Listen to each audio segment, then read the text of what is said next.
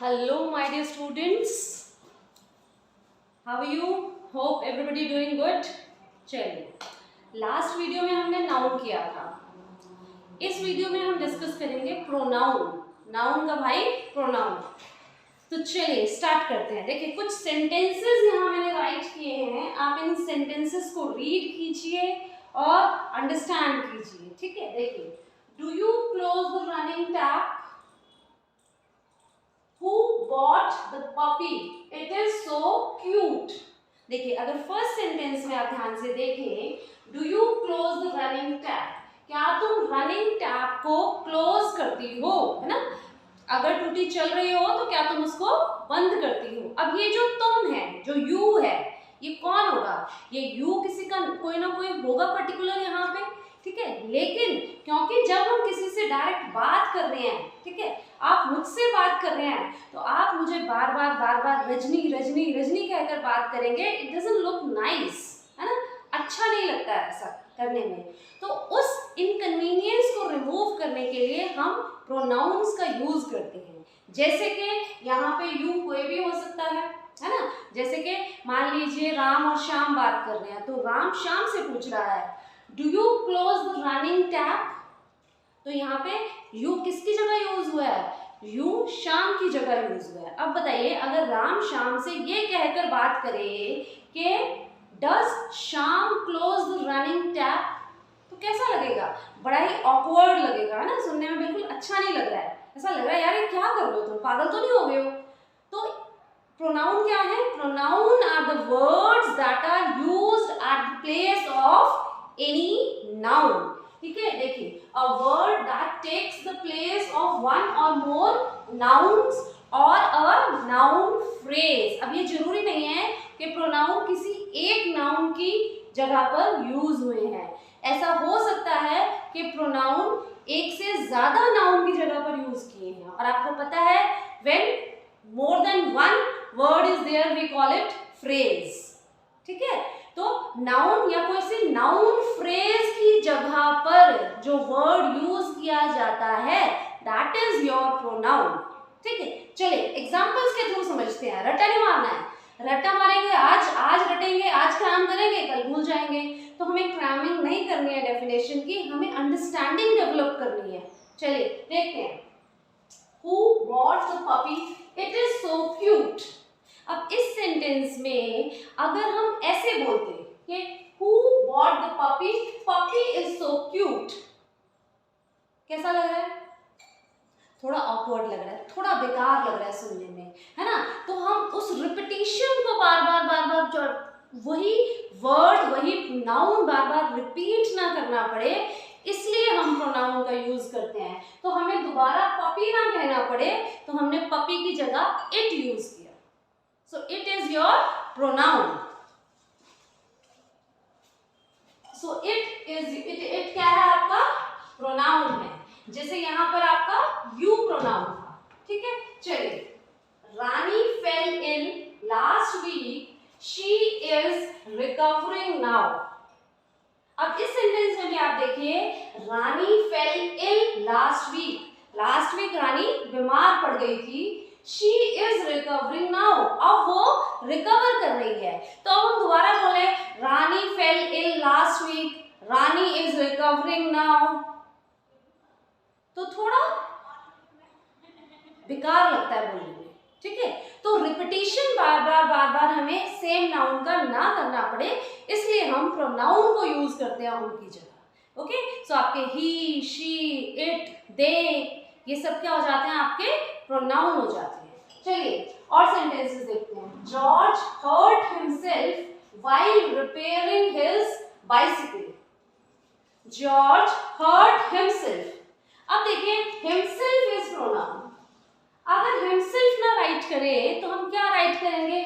George hurt George. George ने George को hurt किया. कैसा लग रहा है सुनने में? अच्छा लग रहा है? नहीं लग रहा ना? आप कहेंगे मैम को क्या हो गया, कैसी बातें कर रही हैं कि जॉर्ज ने जॉर्ज को हर्ट कर दिया, है ना? तो उस वहां पर हम बार हमें जॉर्ज यूज ना करना पड़े, इसलिए हमने लिखा जॉर्ज हर्ट हिमसेल्फ. उसने खुद को हर्ट कर लिया. तो ये जो खुद को है himself, this is your pronoun, क्योंकि ये जॉर्ज की जगह पर यूज हुआ है। और प्रोनाउन क्या होते हैं? Pronoun are used at the place of some noun. Okay, चलिए नेक्स्ट देखते हैं। His father took him to hospital. इसी बात को हम आगे कंटिन्यू कर रहे हैं और कह रहे हैं his father took him to hospital. हम कह सकते थे कि George father took him to hospital, but क्या जरूरत है बार बार जॉर्ज यूज करने की? उसके लिए इंग्लिश में हमारे पास और वर्ड्स हैं and that they are pronouns. तो हमने जॉर्ज फादर ना कह के हमने कहा his father. Okay, next sentence देखिए। Gyan and Jagan run fast as soon as they saw a tiger. अब अगर हम यहाँ पर दे का यूज ना करें, और ये कहें Gyan and Jagan ran fast as soon as Gyan and Jagan saw a tiger, तो बेवकूफी है, डजंट लुक नाइस। तो हम बार बार ज्ञान और जगन, देखिए अभी यहाँ टू प्रोनाउंस हो गए ना, टू नाउन्स की जगह एक प्रोनाउन यूज हुआ है। टू नाउन या बहुत सारे नाउन की जगह भी आप एक प्रोनाउन यूज कर पाते हैं, and that makes your language it looks nice as well as it becomes easy to write or to speak or to understand also. Okay, तो यहाँ पे दे कौन है? दे किसकी जगह यूज हुआ है? ज्ञान एंड जगन। ओके, सो हमने राइट किया ज्ञान and Jagan ran fast as soon as they saw a tiger. So दे आपका क्या हो गया? दे is pronoun. ओके, तो आपको अच्छे से समझ में आया कि प्रोनाउन क्या होते हैं। Pronoun are the words, okay, that takes the place of one or more nouns or noun phrase to avoid repetition is called noun. Pronoun वो word होते हैं जो एक या एक से ज्यादा noun की जगह ले लेते हैं, है ना, takes the place, वो उनकी जगह ले लेते हैं। और क्यों करते हैं हमेशा? टू अवॉइड रिपीटिशन, ताकि हमें बार बार सेम नाउन को रिपीट ना करना पड़े। Okay, hope you understand. चलिए आगे बढ़ते हैं।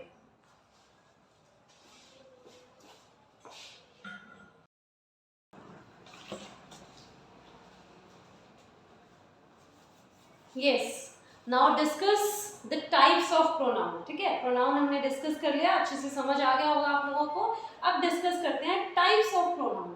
ठीक है, प्रोनाउन कौन कौन से टाइप के होते हैं। चलिए, सबसे पहला जो टाइप आपको पढ़ना है that is your personal pronoun. Personal pronoun name itself is suggestive, name he suggestive है, आपको नाम पढ़ने से ही समझ में आएगा। पर्सनल प्रोनाउन जो कि पर्सनल है, पर्सन। ओके, तो जो किसी पर्सन या किसी ऑब्जेक्ट की जगह पर जो प्रोनाउन यूज हो that is your personal pronoun. बड़ी सिंपल सी बात है, देखिए कुछ एग्जांपल से समझते हैं। I am going to teach you, I am going to teach you। अब यहाँ पर आप देखिए कि जो I है वो किसकी जगह यूज हुआ है? रजनी की जगह यूज हुआ है, तो किसी पर्सन की जगह पर यूज हुआ है। ओके, ठीक है, देखिए My father gifted me a watch. My father gifted me a watch. मेरे फादर ने किसे गिफ्ट की वॉच? रजनी को गिफ्ट की। रजनी के फादर ने रजनी को गिफ्ट की। तो ये जो आप यहाँ पे मी राइट कर रहे हैं, ये किसकी जगह है? ये भी रजनी की जगह है। But the only difference is, जो इकलौता अंतर है इस बात में वो ये है कि यहाँ पर जब हम कहते थे आई, तो आई जो था वो सब्जेक्टिव केस था, वो सब्जेक्ट की तरह यूज हुआ था। और जब हम यहाँ पे मी राइट कर रहे हैं तो me is your objective case, me is your objective case. वो जब पर्सनल प्रोनाउन ऑब्जेक्ट की तरह यूज हो then it is objective case, और जब वो सब्जेक्ट की तरह यूज हो then it is subjective case. देखिए इसी बात को थोड़ा और अच्छे से समझते हैं। पहले डेफिनेशन पे जाते हैं।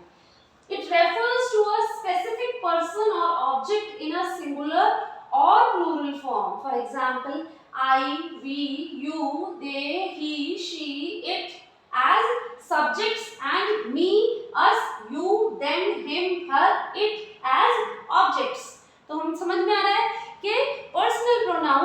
सब्जेक्ट के रूप में भी यूज हो सकते हैं और ये ऑब्जेक्ट के रूप में भी यूज हो सकते हैं, ठीक है। और इसके साथ साथ एक चीज और है कि पर्सनल प्रोनाउन सिंगुलर, देखिए किसी भी पर्सनल प्रोनाउन को जब भी आप देखेंगे आपको उसे देखने से तीन बातें समझ में आती है मोटी मोटी, ठीक है। देखिए क्या बातें समझ में आती हैं, आपको पहली बात समझ में आती है हु, कौन, ठीक है। जैसे यहाँ पे अगर हम कह रहे हैं कि आई, तो आई कौन है, आई रजनी है, ठीक है। अगर हम यू कह रहे हैं तो वो यू कौन है, ये आपको एक तो क्लियर हो जाता है उससे, ठीक है। और दूसरी चीज जो आपको मिलती है वो होती है नंबर। नंबर मीन्स संख्या।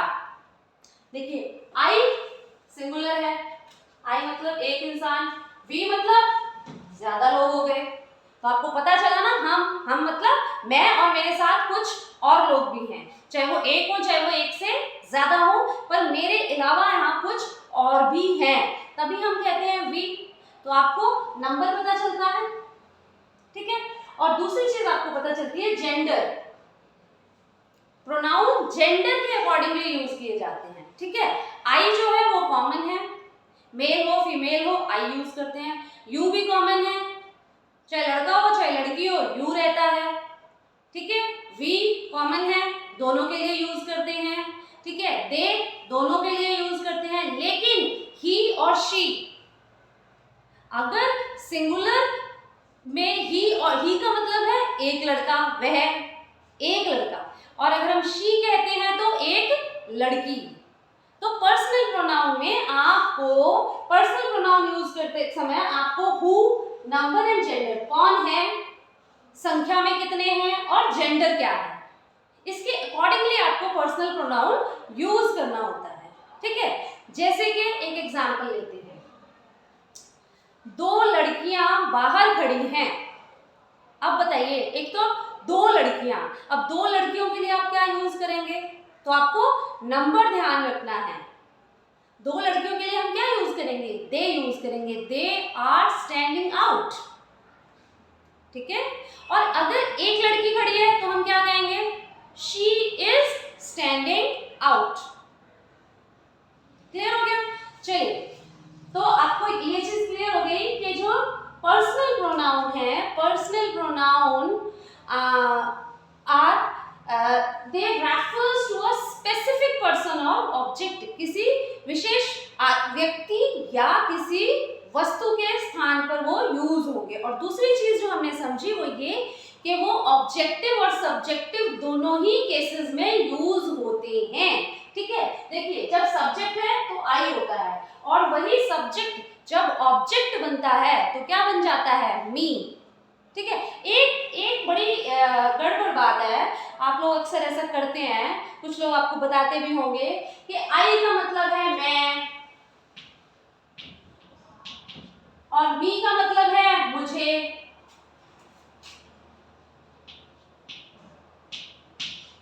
ठीक है। ये बड़ी गड़बड़ बात है। देखिए मैं आपको एक एग्जांपल के थ्रू समझाती हूँ, ठीक है। मुझे चॉकलेट पसंद है, अब आप क्या लिखेंगे, मी लाइक चॉकलेट, नहीं ऐसा तो नहीं लिखेंगे, गलत है ये तो। हम क्या लिखते हैं, आई लाइक चॉकलेट। तो ये आपने मैं और मुझे, हम और हमें इस चक्कर में नहीं पढ़ना है, और अगर इस चक्कर में पढ़ोगे तो डेफिनेटली गलतियां करोगे। आपको करना क्या है, आपको ये देखना है कि वो एज सब्जेक्ट यूज हुआ है या एज ऑब्जेक्ट यूज हुआ है। और सब्जेक्ट और ऑब्जेक्ट होता क्या है, सब्जेक्ट होता है जिसके बारे में बात हो रही है, ठीक है। और ऑब्जेक्ट होता है receiver of the verb, action, ठीक है। किसी एक्शन, किसी क्रिया का प्रभाव जिसके ऊपर पड़ता है उसे हम कहते हैं ऑब्जेक्ट। जैसे यहां पर हमने कहा कि my father gifted me a watch, my father gifted me a watch, मेरे फादर ने मुझे वॉच गिफ्ट की। अब किसे गिफ्ट की, फादर ने वॉच किसे गिफ्ट की, मुझे गिफ्ट की। तो यहाँ पर जब हम कह रहे हैं कि मुझे गिफ्ट की, तो मेरे ऊपर वो एक्शन का प्रभाव पड़ा है। I am the receiver of the action, मैंने उस एक्शन को रिसीव किया है। That is why here I will be used in objective case, इसीलिए यहाँ पर आई ऑब्जेक्टिव केस में यूज होगा, समझ गए। और जब हम कह रहे हैं कि मैं जैसे अभी मैंने आपको एग्जांपल दिया था आई लाइक चॉकलेट, ठीक है, तो यहाँ पर मेरे ही बारे में बात हो रही है, आई लाइक चॉकलेट, मुझे चॉकलेट पसंद है। तो अब यहाँ मुझे से मतलब नहीं है, मतलब इस बात से है कि यहाँ पर आई जो है वो एज सब्जेक्ट यूज होना है, और आपको पता है आई की जो सब्जेक्टिव फॉर्म है वो आई ही है, और अगर वो ऑब्जेक्टिव केस में यूज हो तो वो मी हो जाता है, ठीक है। और जैसे कि शी जो है, अगर सब्जेक्ट अगर किसी लड़की के बारे में हम बात कर रहे हैं और सब्जेक्टिव केस में हम कहेंगे शी, और वही अगर ऑब्जेक्टिव केस में यूज होगा तो क्या हो जाएगा, हर। ऐसे ही बॉय के लिए अगर यूज कर रहे हैं तो सब्जेक्टिव केस है तो ही होगा, और जब आप उसको ऑब्जेक्टिव केस में यूज करेंगे तो आप क्या हो जाएगा, वो हिम, क्या हो जाएगा, हिम, ठीक है। तो ये है आपके पर्सनल प्रोनाउन, और आप वैसे भी ध्यान रख सकते हैं I, we, you, they, he, she, it as subjects, and me, us, you, them, him, her, it as objects. और इसमें एक बड़ी इंपॉर्टेंट बात जो आपको ध्यान रखनी है वो ये है कि यू चाहे सब्जेक्टिव केस में हो चाहे ऑब्जेक्टिव केस में हो। अब अगर जैसे यही सेंटेंस ले लेते हैं, my father gifted me a watch, अगर यहाँ पे मी ना होके यू होता कि मेरे फादर ने तुम्हें वॉच गिफ्ट की, तो हम क्या यूज करते, तो भी यू ही रहता, हालांकि वो ऑब्जेक्टिव केस में यूज हो रहा है लेकिन वो यू ही रहेगा। तो यू आपका सब्जेक्ट एज सब्जेक्ट यूज हो चाहे एज ऑब्जेक्ट यूज हो, वो यू ही रहता है। यू कहता है मैं नहीं बदलूंगा, ठीक है, इस चीज को आपको ध्यान रखना है। चलिए अब जो नेक्स्ट आपका जो केस है, जो टाइप है, that is your possessive pronoun. Possessive pronoun बड़ा ही सिंपल है, possessive pronoun shows ownership. Possessive pronoun क्या दिखाता है, पोजेसिव प्रोनाउन दिखाता है अधिकार, ऑनरशिप, ठीक है, कि किस चीज के ऊपर किसका अधिकार, ठीक है। जैसे कि मान लीजिए हमारे पास कोई बुक है, ठीक है, तो अगर हमारे पास कोई बुक है तो हम क्या कहेंगे, हम ये कह सकते हैं दिस बुक इज माइन, ठीक है, हम क्या कह सकते हैं, दिस बुक इज माइन, यह किताब मेरी है, तो अधिकार पता चल रहा है ना, मेरी है, तो दिस बुक इज माइन। और अगर हम कहें यह कमरा हमारा है, तो दिस रूम इज आर्स, और फिर तुम्हारा है तो yours, उनका है theirs, किसी लड़के का है तो his, किसी लड़की का है तो hers, ठीक है। ये होता है आपका possessive pronoun। possessive pronoun shows possession, shows ownership, shows belongingness। सारी बातों का एक ही मतलब है कि वो अधिकार दिखाता है कि कोई चीज किसकी है, ठीक है। तो होप यू अंडरस्टैंड इट। चलिए अब आगे बढ़ते हैं।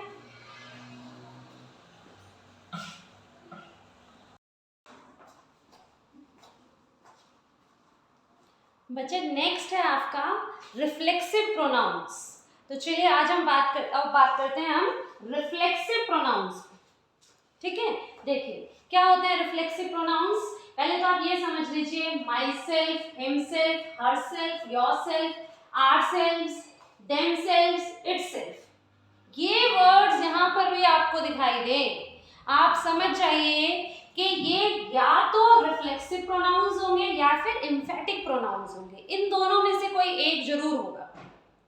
अगर आपको ये वर्ड्स दिखाई दे रहे हैं, हिमसेल्फ, आवरसेल्व्स, देमसेल्फ, इस तरह के वर्ड अगर आपको दिखाई दे रहे हैं, my self, himself, herself, yourself, ourselves, themselves, itself, तो आप फटाक से समझ जाइए कि ये या तो एम्फेटिक प्रोनाउंस है या ये रिफ्लेक्सिव प्रोनाउंस है।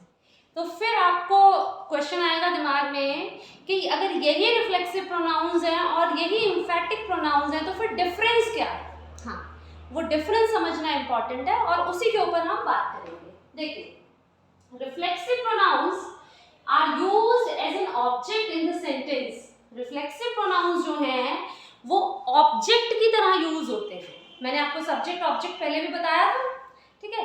तो रिफ्लेक्सिव प्रोनाउंस जो हैं वो ऑब्जेक्ट की तरह यूज होते हैं। ऑब्जेक्ट क्या होता है? ऑब्जेक्ट होता है रिसीवर ऑफ द एक्शन, जिसके ऊपर एक्शन का प्रभाव पड़ता है, ठीक है। जैसे I gave you a toffee, तो आई मैंने क्या किया, करने वाला कौन है? मैं, और किया क्या है? दिया है। क्या दिया है? किसको दिया है?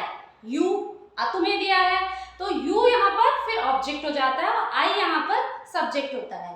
तो जो रिफ्लेक्सिव प्रोनाउंस हैं वहां पर आप पाएंगे कि हिमसेल्फ, देमसेल्व्स, आवरसेल्व्स, माईसेल्फ, ये जो है एज एन ऑब्जेक्ट यूज होंगे। मतलब क्या है इसमें कि आपको ये मिले, जैसे आई प्रेज्ड माई सेल्फ, मैंने प्रेज किया, तारीफ की, किसकी की? खुद अपनी ही तारीफ की।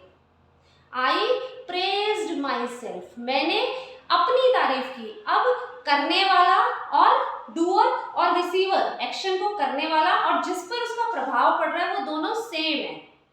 यही पहचान है आपकी रिफ्लेक्सिव प्रोनाउंस की। कि रिफ्लेक्सिव जो प्रोनाउंस होते हैं वहां पर आप ये पाएंगे कि the doer and the receiver of the action are same, used as an object in the sentence and it shows, वो दिखाता है that the doer and receiver of the action, doer करने वाला, receiver उसको receive करने वाला, of the action किसी भी एक्शन को करने वाला और उसे रिसीव करने वाला सेम होता है, ठीक है। जैसे एक एग्जांपल मैंने आपको यहाँ पे दिया, आई प्रेज्ड माई सेल्फ, ठीक है। ही क्लीन्ड हिमसेल्फ, उसने क्लीन किया, किसको? हिमसेल्फ, खुद को किया। तो अब करने वाला और साफ होने वाला वो दोनों खुद ही है। तो जब आपका सब्जेक्ट और ऑब्जेक्ट एक तरीके से सेम है, मतलब doer and the receiver of the action is same, ठीक है। ये क्लियर हुआ आपको? लेकिन आपको इसके साथ साथ एक जो इंपॉर्टेंट बात है वो ये है कि यही सेम वर्ड्स एम्फेटिक प्रोनाउंस भी होते हैं। लेकिन वो कब एम्फेटिक प्रोनाउंस होते हैं? वो एम्फेटिक प्रोनाउंस होते हैं जब doer and receiver of the action is not same. Instead these words myself, ourselves, themselves, yourself, ये इसलिए यूज नहीं हो रहे हैं कि डूअर और रिसीवर सेम है, बल्कि ये इसलिए यूज हो रहे हैं कि हम थोड़ा एम्फेसिस डालना चाह रहे हैं, हम थोड़ा जोर डालना चाह रहे हैं इस बात के ऊपर। जैसे आई माई सेल्फ टोल्ड यू, मैंने तुम्हें खुद बताया। अब यहाँ पे देखिए, बताया किसने? मैंने। तो डूअर कौन है? आई। बताया किसको? यू, तुम्हें बताया। तो यहाँ पे आप देख रहे हो कि डूअर और रिसीवर तो अलग अलग है, लेकिन हम कह रहे हैं आई माई सेल्फ, मैंने खुद तुम्हें बताया। तो ये जो हम माई सेल्फ यूज कर रहे हैं यहाँ पे, ये हम सिर्फ इस पर्पस के लिए यूज कर रहे हैं कि हम उस पर थोड़ा एम्फेसिस डालना चाहते हैं, हम उस चीज पे थोड़ा स्ट्रेस डालना चाहते हैं, थोड़ा सा उस चीज पे एक जोर डालना चाहते हैं, ठीक है। जैसे कुछ एग्जांपल हैं, I praised the boys myself. देखिए यहाँ क्या किया, देखा था हमने, आई प्रेज्ड माई सेल्फ, मैंने खुद को प्रेज किया। लेकिन यहाँ पे मैंने प्रेज खुद को नहीं किया, मैंने प्रेज बॉयज को किया। लेकिन फिर भी हम माई सेल्फ लगा रहे हैं। क्यों लगा रहे हैं? क्योंकि हम उस पे एम्फेसिस डालना चाह रहे हैं, हम उसको एम्फेसाइज करना चाह रहे हैं, हम उस पर जोर डालना चाह रहे हैं इस बात पर कि मैंने खुद किया है। तो इस केस में जो आपका माई सेल्फ है, ये आपका एम्फेटिक प्रोनाउन हो जाता है। कई बार कई लोग आपको बता देंगे कि जब I myself, he, himself, they, themselves जब इकट्ठे यूज हो रहे हो तब एम्फेटिक प्रोनाउंस होता है। लेकिन अब देखिए इस सेंटेंस में तो आई माई सेल्फ नहीं लिखा, मैंने लिखा आई praise the boys my self. तो क्या यहाँ पर माई सेल्फ रिफ्लेक्सिव प्रोनाउन है? नहीं, बिल्कुल नहीं है। क्यों नहीं है? क्योंकि doer and receiver of the action are not same. काम को करने वाला और काम का प्रभाव जिस पर पड़ रहा है वो दोनों सेम नहीं हैं। अगर दोनों सेम होते, doer and receiver of the action अगर दोनों सेम होते, तब वो कौन सा प्रोनाउन हो जाता? तब वो आपका होता रिफ्लेक्सिव प्रोनाउन। लेकिन यहाँ पर मैं प्रेज कर रही हूँ, और किसकी करी मैंने, बॉयज की करी, तो ऑब्जेक्ट क्या था, बॉयज था। तो माई सेल्फ हमने यहाँ सिर्फ इसलिए यूज किया ताकि हम इस बात पे जोर डाल सकें कि मैंने किया। ठीक है, देखिए नेक्स्ट एग्जांपल देखिए, they themselves cleaned the hostel. अब दे, उन्होंने किया, डूअर ये हो गया, किस क्लीन किया, एक्शन हो गया आपका, किसको क्लीन किया, हॉस्टल को क्लीन किया। तो आप देख रहे हैं, डूअर, दे, रिसीवर, हॉस्टल, अलग अलग है ना, लेकिन फिर भी हम देमसेल्फ का यूज कर रहे हैं, किस लिए, जोर डालने के लिए कि उन्होंने खुद हॉस्टल को क्लीन किया। तो ऐसे केस में themselves is your emphatic pronoun. तो अब आज के बाद कोई भी आपसे पूछे, आपने बिल्कुल कंफ्यूज नहीं होना है, आपको पता होना चाहिए कि जब डूअर एंड रिसीवर जो है एक सेम व्यक्ति होता है then it is reflexive pronoun, और जब डूअर एंड रिसीवर सेम नहीं होता, सिर्फ जोर देने के लिए बात को हम myself, ourself, themself का यूज करते हैं, then it is your emphatic pronoun. ठीक है, चलिए अब आगे के डिस्कस करते हैं।